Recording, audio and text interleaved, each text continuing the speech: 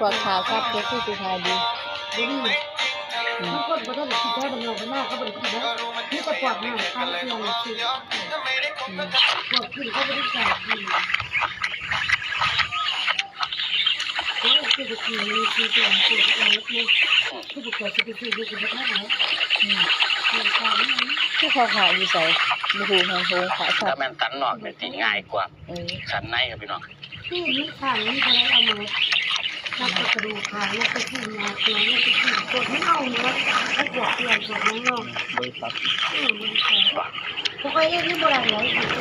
มาเจอที่เกียรติกันไปมีสต๊อกไปเลยหาว่าโบราณนี่เขาตัวที่ว่ามี กับลูก สต๊อกไว้นี่หาน้ำดีพวกเขาก็ดีกันเขาดีเขาจะเป็นเขาเป็น